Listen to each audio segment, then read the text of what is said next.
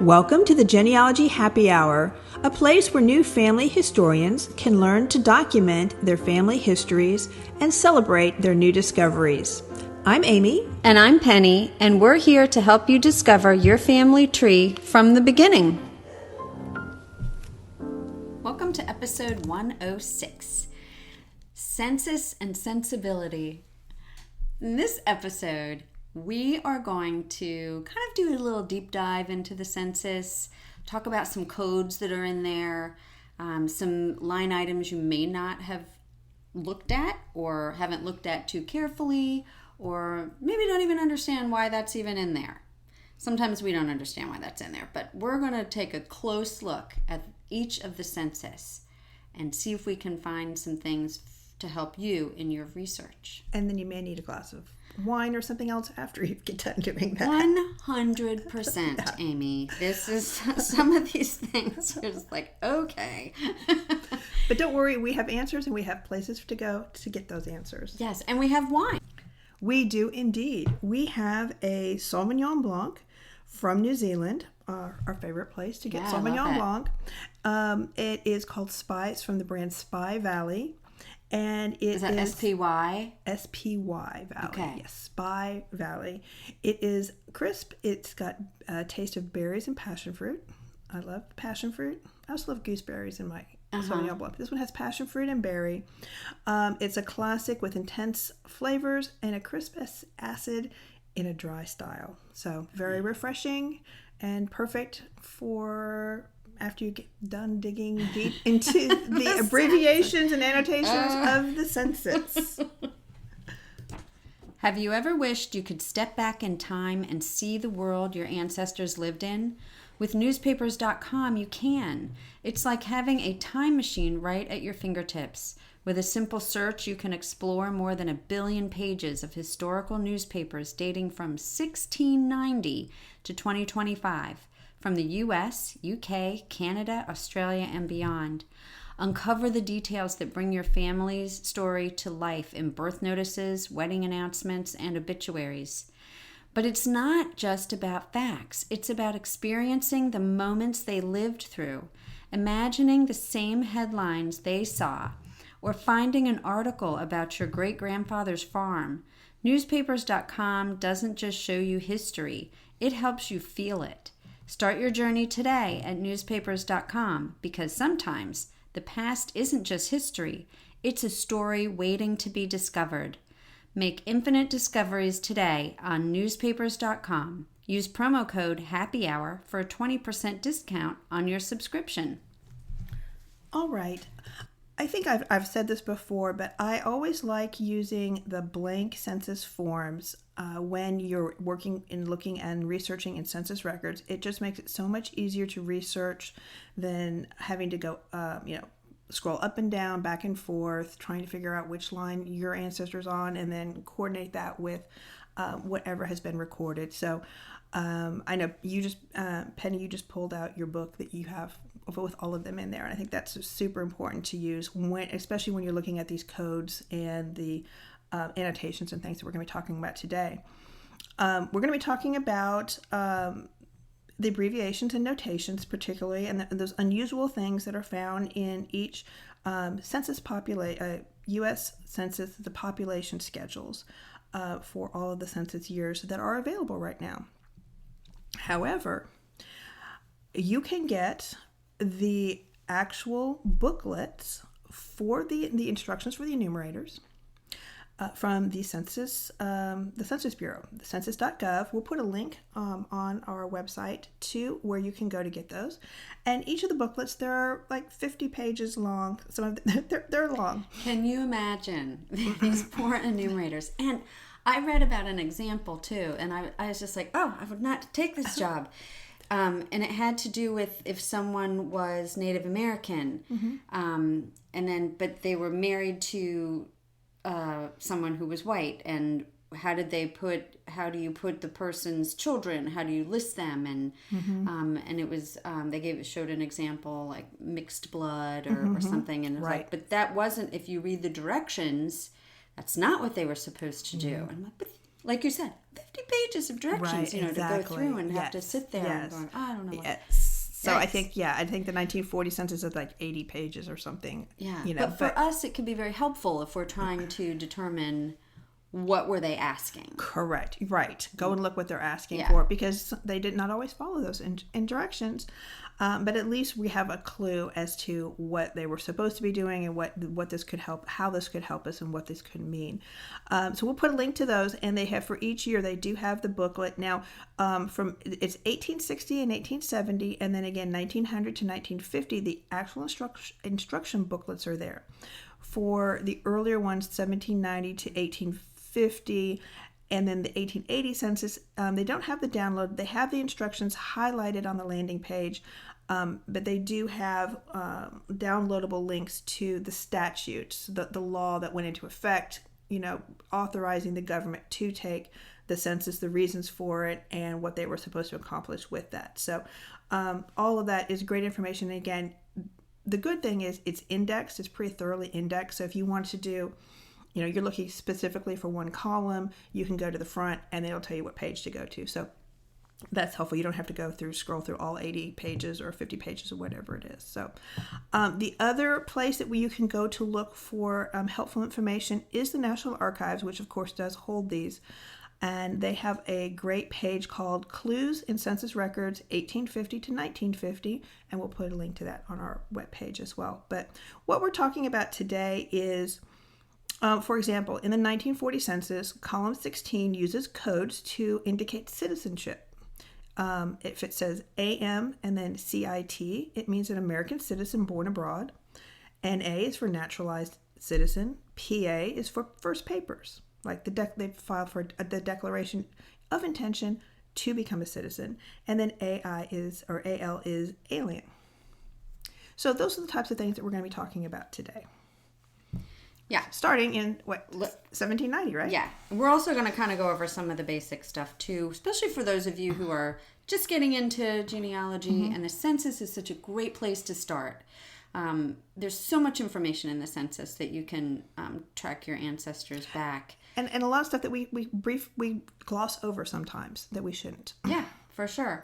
We always have to remember, though, that not everything in the census is true. Accurate. Yes, it's going to depend on who is giving the information, what the enumerator wrote down, if the person, giving the information was truthful. There's a lot of things, but for the most part, I think we can really dig deep into our ancestors' lives. Okay, so 1790, first one, basic information: name of white male, how many white men were 16 and older, and how many white men were under 16. Well, I guess that would be white boys under 16. And then all the females in one line. Doesn't matter how old you are. And these are just the little tick marks. Little tick marks. Correct. And then other free persons, a line for slaves, and how many dwellings did you have. So this one began in August 2nd of 1790, and it took 9 months.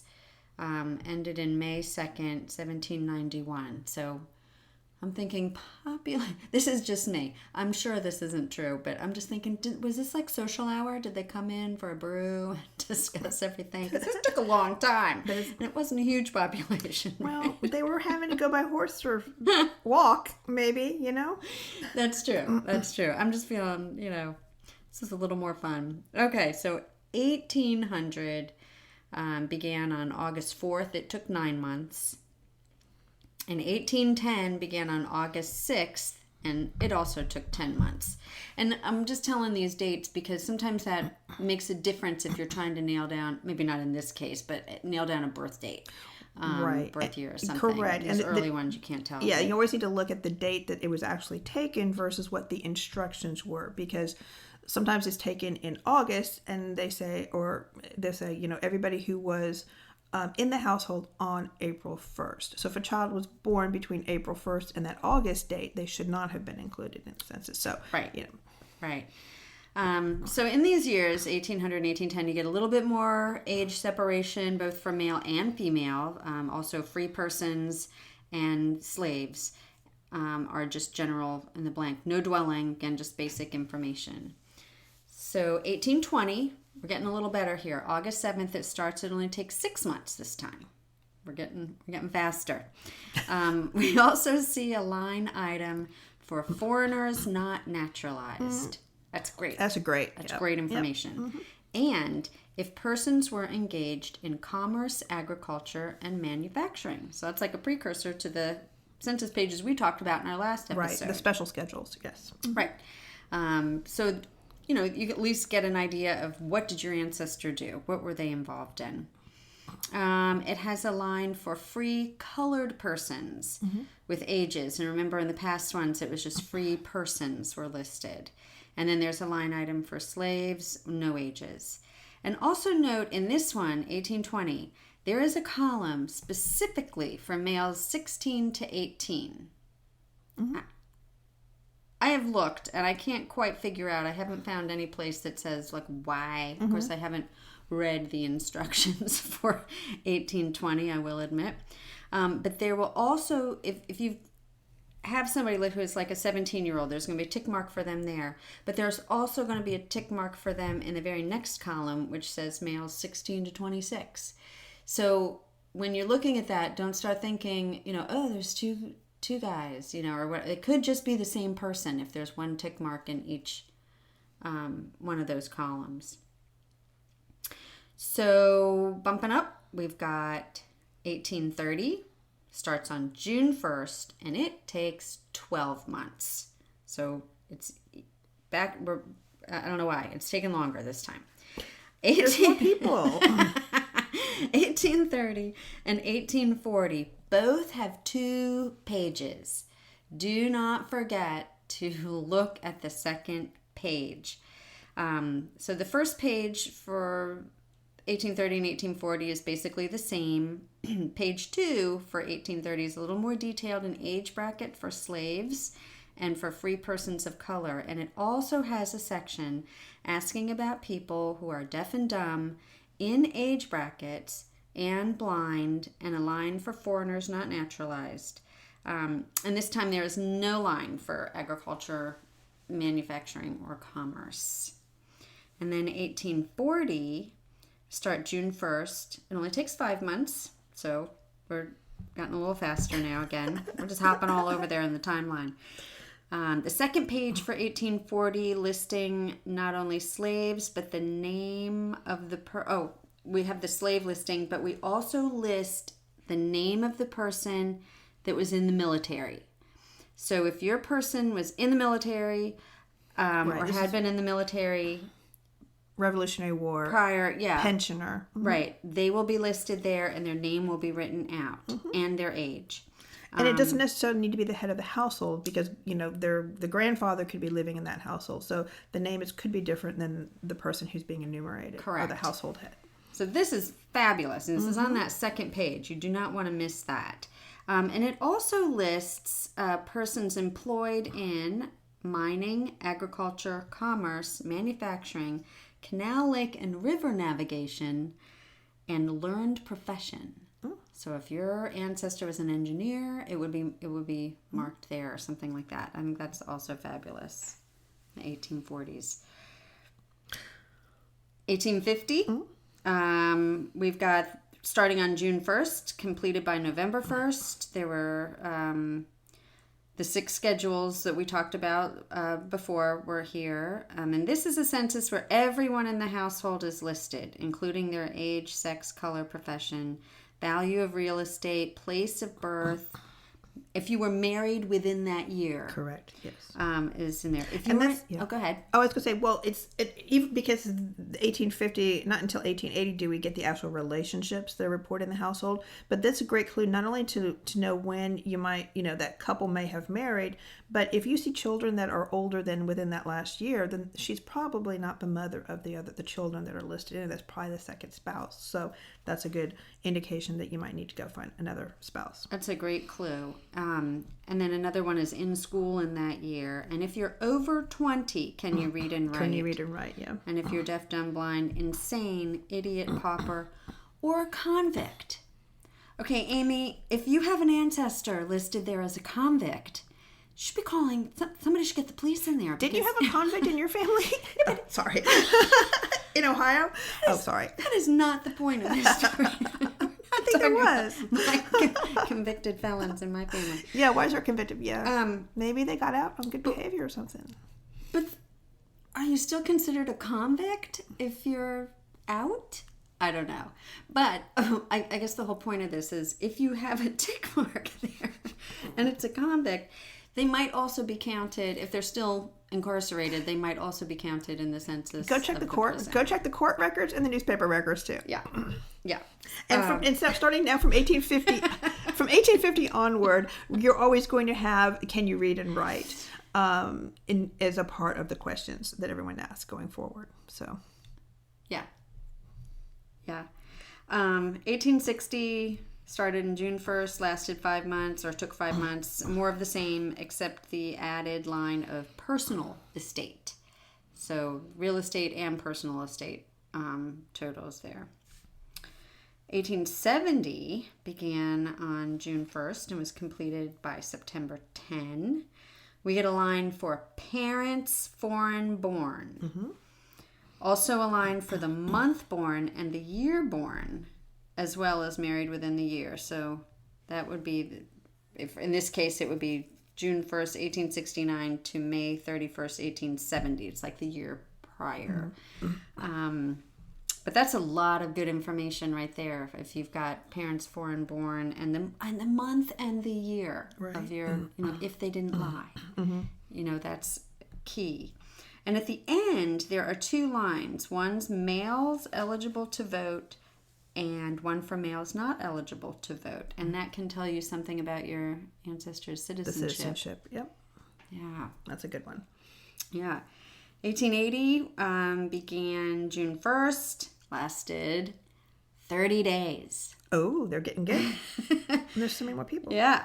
We get the relationship to head of the household, marital status, months employed, birthplace, parents' birthplace at the very end. Also in the beginning, it has the street name and number. So if you like to map out where your family was, this is really fun. And I feel like I overlook that a lot. I overlook the street. I'm like, okay, whatever. But really, it's great information to kind of see where in the town. Right. Well, and and are they there 10 years from now? Are they? I mean, the thing that can be maddening about that though too is if you try and you know where they live and you're trying to find them in the census too, that can be maddening as well.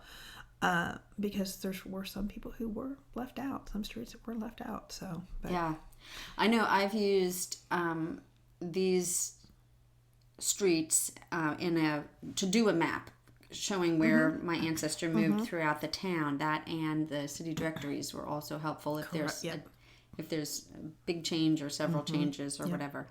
Yeah, those are a lot of fun to do. 1890 began June 1st, 1 month. And it didn't start on June. It began on June 2nd because June 1st was a Sunday, so it started on the 2nd. But these were, for the most part, destroyed in a fire in 1921. All but a few counties and a few states, and it was totaling. What is available is a total of 6,160 persons, and we're just sad about that. So we are very sad talk about that. It anymore. We're not. Let's not. Okay, 1900 began June 1st and was to be completed in 2 weeks. They're getting very fast. We have date of birth on this one. We have year of immigration, years in the U.S. Census, and naturalized citizen. The occupation of every person 10 years and older. Mm-hmm. So your ancestor might have been a child laborer. In an industry. Yeah, true. Also, what's key in this one is the mother of how many children and how many are living. Correct. That's very helpful. That's great, yes. And number of years in your present marriage. Correct. So many great clues. on, again, like you're tracing back, is this the mother of these children? Is it not? Because clearly she's only married for X amount of years. Correct. Yeah. So if they say 10 years and you've got a 15-year-old in the household, and that's probably not the mother of that child. Right. So Very helpful. Very helpful. 1910 began April 15 and took 2 weeks. Gone is the exact birthday, but we do get how many weeks they worked or didn't, and if they were a Civil War vet. And not only if they were Civil War vet, but there's also coding for it. So you're going to find out if they were, they write U for Union, and then they'll put A for Army or N for Navy. Or if it was Confederate, they'll put a C for Confederate, and then an A for Army or N for Navy. So then you'll have an idea. Can really narrow that down. Correct. Which army they were in, and which side they fought for, and which branch of the service that they were in. 1920 began. Oh, hang on. But 1910 also has something very interesting too. The marriages. Not only does it say, it says how many marriages they've had. Well, it doesn't say exactly how many marriages they had. It says, instead of just an M for married, it says M1, meaning that was their first marriage. First marriage. If it says M2, it means not necessarily this is their second marriage, but they've had more. This is not their first marriage. So they've had at least one marriage before. It could be a whole bunch.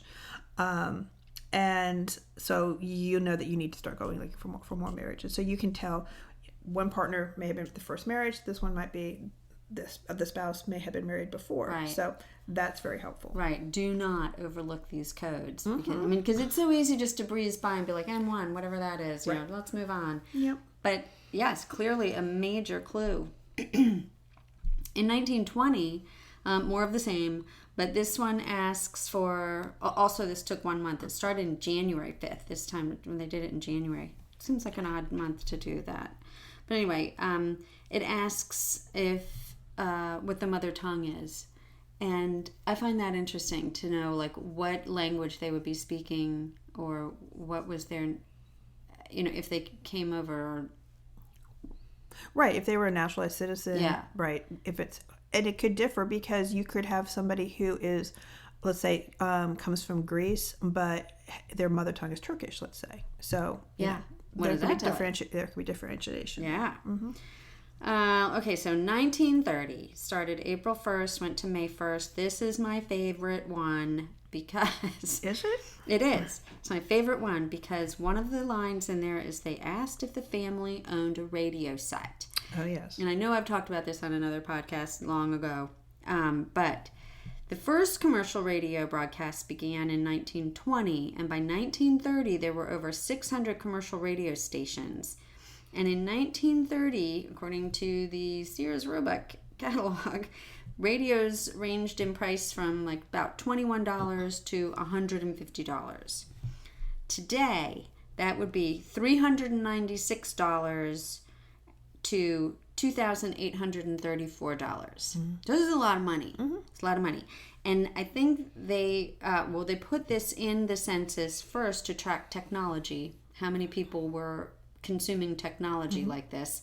And then also, it helps us understand who can afford a radio. Right. Because that's expensive. Right. The economic status of your family, right? And looking at mine, the families on my mom's side, nobody had radio.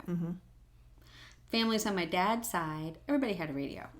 And some of these families were even renting their home. They still had a radio. They bought that radio. Like, yeah. So, I thought that was just fascinating. I love that about the 1930. Right, really put it in. It helps put it in context when you look at it that way, for sure. This is also the first census that also indicated if someone had attended college too. So now they're tracking higher education, not just can you read and write. Yes, and it also asks what class of worker are you, and if you're a veteran of the military or the Navy. All the way down at the end, you got to keep scrolling over and look. Don't just go. I feel like so many of us just find our ancestor and the names. We check the kids. We look at their ages, and you're moving on. And there's just so much in here. Right. So much. Let's see, 1940, April 1st to early May. Let's see, we've got This is where they have the X next to the name. X with a circle, correct. That's wherever the X is, that's the person who provided all the information for the family that was being enumerated. So Okay, this is hilarious because in one of the census for my family, they're at the bottom of the page, and there is an X with a circle next to the 6-month-old. I'm like, what?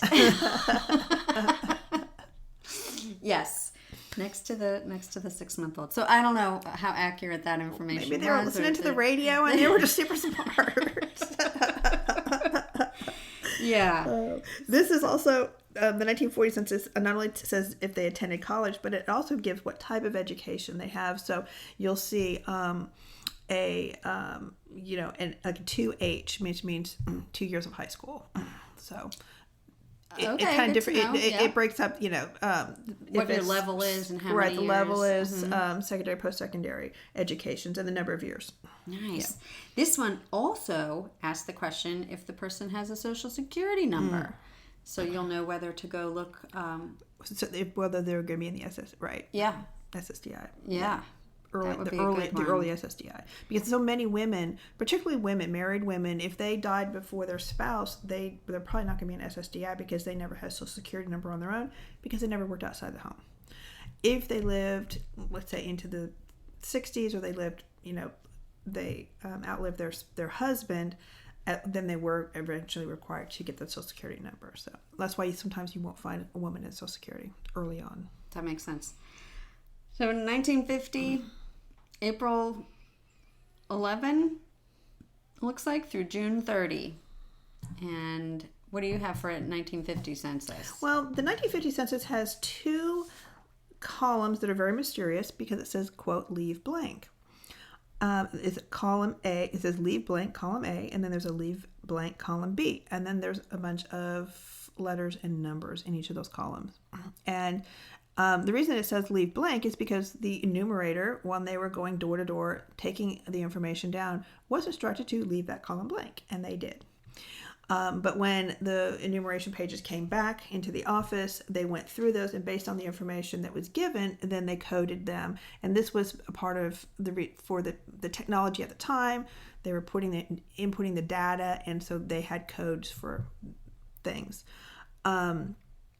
The first leave blank column is basically, it's between column 8, which is the relationships in the household, and column 9, which is ethnicity. And the numbers and letters simply correspond to the relationships to the head of the household. So I think it's 1 through 9, and then there's a couple of letters as well. And it's basically denoting if it's a sibling to the head of the household, a child, the wife. 0 is for head of household, and I think 1 is for spouse. That type of thing. And those can be found in the instructions, in the numerator instructions. And those really aren't too helpful unless for some reason the relationship has been left blank, but then you have a code, then you can go look up that code and figure out how they're related. Or if the handwriting is really messy and you can't figure out if it's brother or sibling or child, then maybe you can use that as well. The second column, column B, is between column 13, which is what state or foreign country were you born in, and column 14, which is are you naturalized. And the codes here, and again, you're going to have to refer back to that enumerator instruction book, but it's going to help you determine if the individual was a naturalized, and if they're foreign born, if they were naturalized, what country they were from. It breaks that down a little bit more. So that can be very helpful to you, especially if you're tracking in the 1950s an ancestor. Also, if they're still living in the state that they were born in, those types of things. So very helpful for that. Yeah, very interesting. Got to dig out those instruction booklets. You do, and you got to go through the codes. But there's just so much in the census that I think we tend to overlook. And the other thing in the 1940 and 50 census that we didn't talk about was the supplemental. Oh, that's right. I even said supplemental questions. Correct. The supplemental questions. 1940 and the 1950.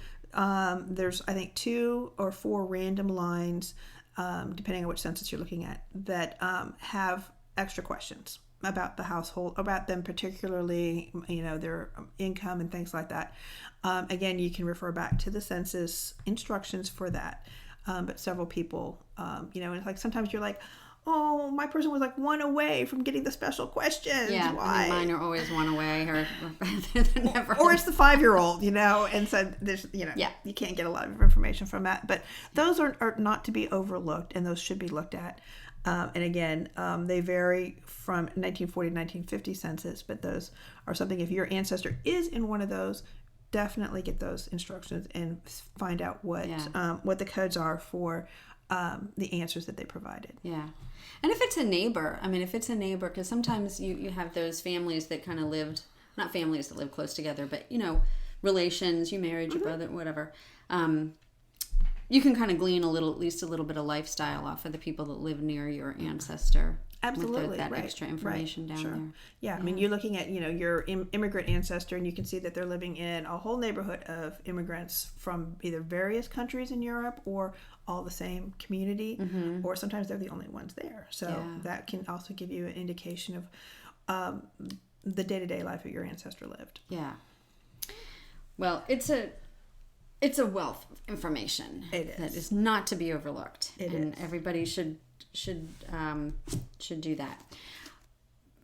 I also have, before we wrap this up, I have a book I've been reading, and it's called Keeping the Watch by Patrick Blau, and it is a great story about his family, several generations that have this watch that's been handed down from generation to generation, and kind of like, well, where did the watch come from? Why do we have the watch? What's it all about? What is the meaning behind it?